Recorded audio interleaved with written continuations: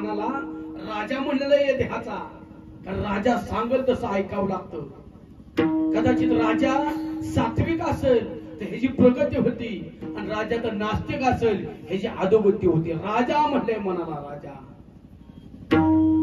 मनुराजा एक देह पुरी, मनुराजा एक देह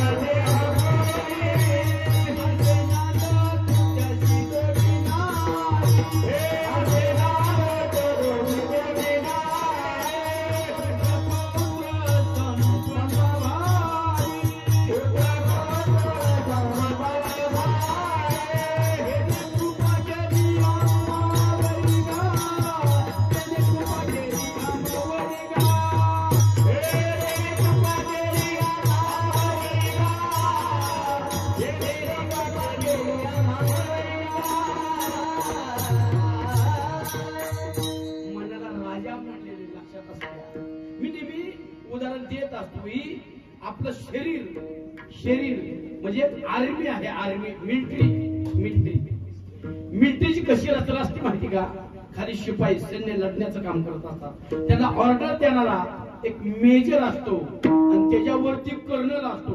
कर्नल मेजरला सूचना देतो, मेजर सैनिकांना सांगतो, मेजर सांगतो तसं सैनिक काम करत असतात. तसं ही आर्मी आहे. 5 कर्मेंद्रिय 5 ज्ञानेंद्रिय ही शिपाई आहेत, त्याच्यावरती मन हा मेजर आहे, त्याच्यावरती बुद्धी हा कर्नल आहे. कर्नल मग ह्याला शत्रू आहे. जसं प्रत्येक ठिकाणी गेल्या तुम्हाला शत्रू आहे लक्षात असू द्या.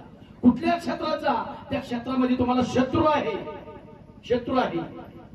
जसं एखादी इमारत बांधत असाल, इमारत बांधली, ते ज्याने बांधली इमारत तो कोण असतो? गवंड्याची चूक आपण काढू शकतो का? आपण काढू शकतो गवंड्याची चूक? तुम्ही आजारी बिजार नाही ना का? तुम्हाला टेन्शन नाही? मी परत राहून जन्माला आले का? तुम्ही का माझ्याकडे असं बघताय?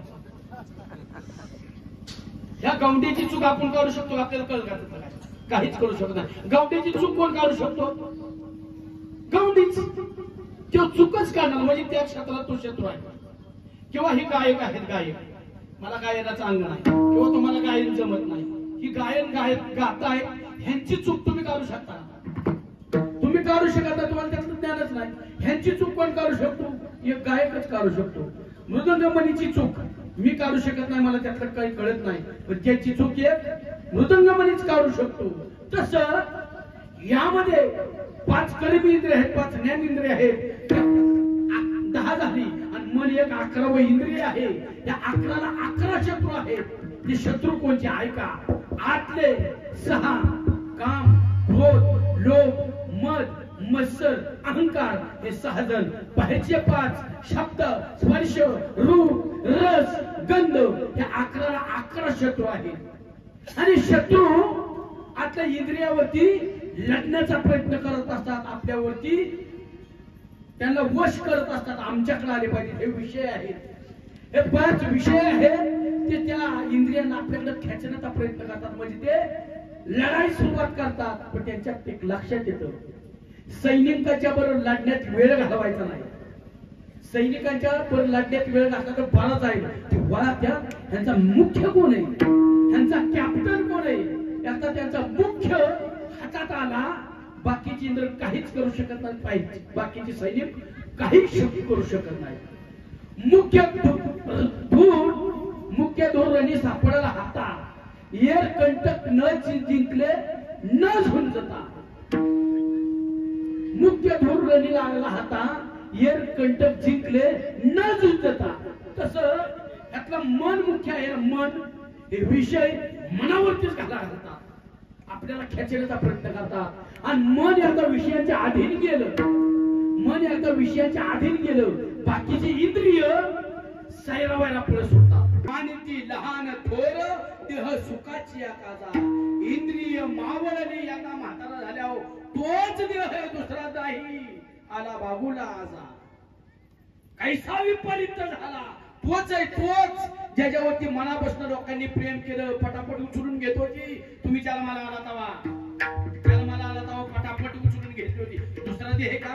आता तीच लोक तुमच्याकडे तुच्छ नजरेने बघतात. तुच्छ म्हणजे राहिलं का प्रेम? अजिबात प्रेम नाही. लक्षात असू द्या, तुमच्या काहीतरी आता ताकद आहे म्हणून तुम्हाला समाजात किंमत आहे. एकदा मावळून द्या, संपला विषय.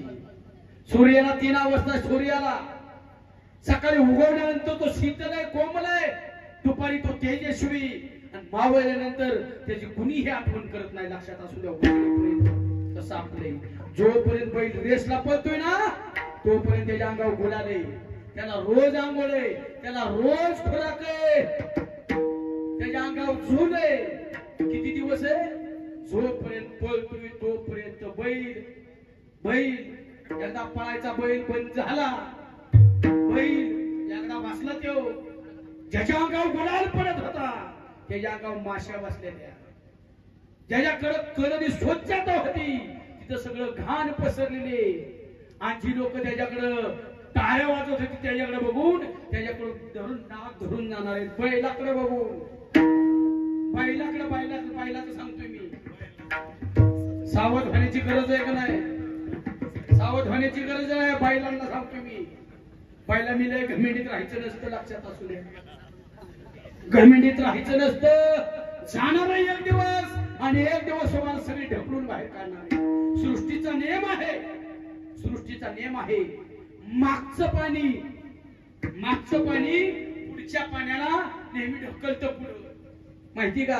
शेतकरी ना पाटाचं पाणी मागणं आलं तर पुढच्या पाण्याला पुढे ढकलतं. सृष्टीचा नियम आहे आणि संसाराचा नियम आहे. येणारी नवी पिढी जुन्या पिढीला बाहेर ढकलण्याचा प्रयत्न करते, बाहेर ढकलण्याचा. मग तो शहाणा ढकलायच्या आधी बाहेर निघाला, तो शहाणा नाही तर ढकलून काढणार आहे. आपण या ठिकाणी पाहून आलो हे माहिती पाहिजे. थोडं आयुष्य आहे आपल्याला, इतकी मस्तीक नाही. सगळ्या प्राण्याला ब्रह्मदेवानी 40-40 वर्षाचं आयुष्य दिलं. सुरुवातीला 40-40 वर्षाचं आयुष्य दिलं.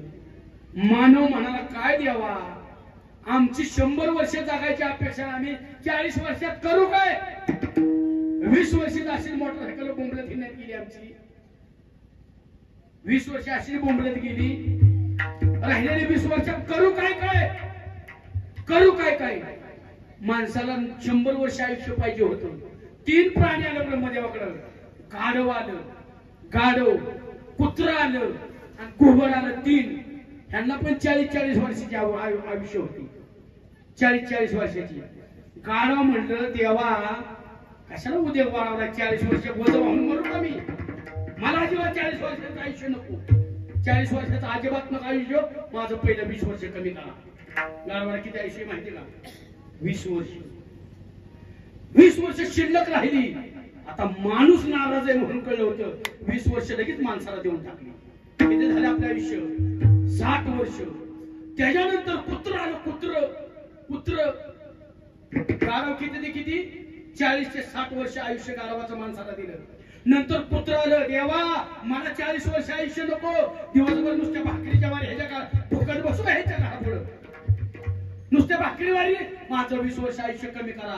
ब्रह्मदेवाच्या लक्षात माणूस नाराज आहे. कुत्र्याचं 20 वर्षाचं आयुष्य काढलं, माणसाला दिलं 60 ते 80 वर्ष. परत घुबड आलं. घुबड म्हणलं देवा माझ्या डोक्यात अंधाराच आहे कायम, कशाला 40 वर्ष मी अंधारात राहू? 40 वर्ष अंधारात नको मला. माझ्यातलं 20 वर्ष कमी करा. 80 ते 20 वर्ष माणसाला अजून कमी पडलं होतं. घुबडाचं 20 वर्ष आयुष्य माणसाला देऊन टाक. घुबड कधी दिवसा बघितलंय का? रातचं बाहेर पडते. गाढवाचं पहिलं 40 ते 60 वर्षाचं आयुष्य. माणूस गाढवासारखं काम करतो, गाढवासारखं. ती त्याचं आयुष्य आपल्याकडे आलंय. 40 ते 60 वर्ष गाढवासारखं काम करतो. तिथनं पुढं 60 वर्ष झालं कुत्र्याचं आयुष्य 80 वर्षापर्यंत कुत्र्याचं आयुष्य आलं. दाराला बसलेला असतो. ह्याचं कसं चाललंय, तुम्ही कसं चाललंय? कुत्र्याचं आयुष्य 60 ते 80 वर्षाचं आलं. आणि एकदा 80च्या पुढचं घुबडाचं आयुष्य आलं. कोपऱ्यात बसला. त्याला व्हायचं काय दिसाना.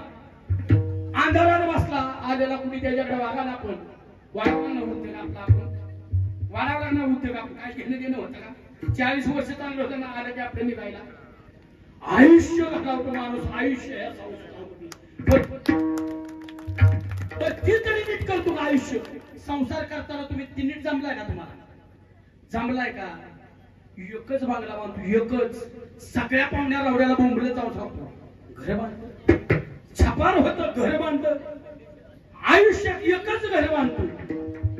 4च पोरांची लग्न करतो. सगळ्या पोरांची लग्न केली. बास निवांत झालो. घर बांधलं निवांत झालो.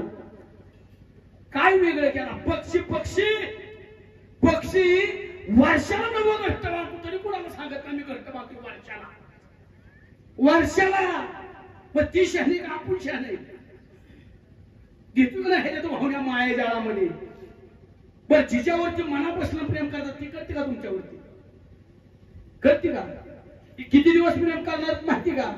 जोपर्यंत तुमचं आत्म्याचं कनेक्शन आहे, शरीराचं आत्म्याचं कनेक्शन आहे, ती एकदा तुटलं त्याचं पसाऱ्यात रूपांतर होणार आहे. आणि तुम्ही शेतकरी, तुम्हाला पक्क माहिती, पसारा जास्त दिवस घरात ठेवला जात नसतो, त्याला फेकून द्यायचा असतो.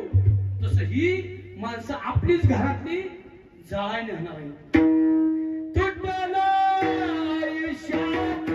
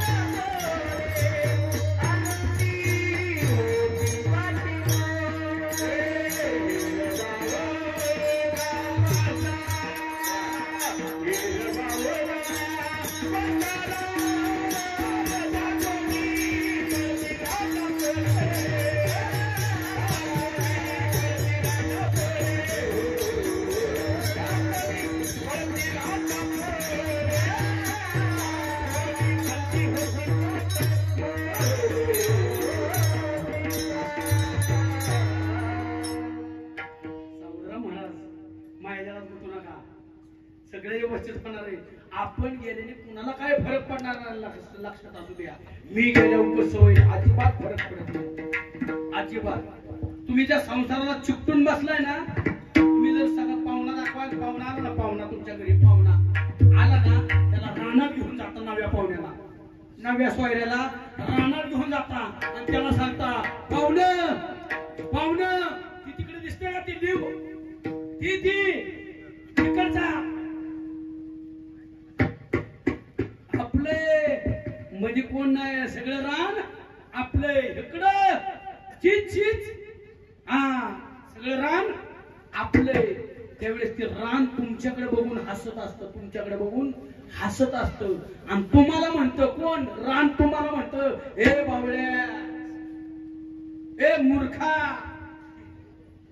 तुला का डोकं बी काय का नाही, अक्कल आहे का नाही? कोण म्हणतं? रान. रान ती सांगतं, अरे बावळाटा, मला माझं म्हणणारी तुझ्या आधी मी लय वाटायला लावल्या, तुझी काय करताय?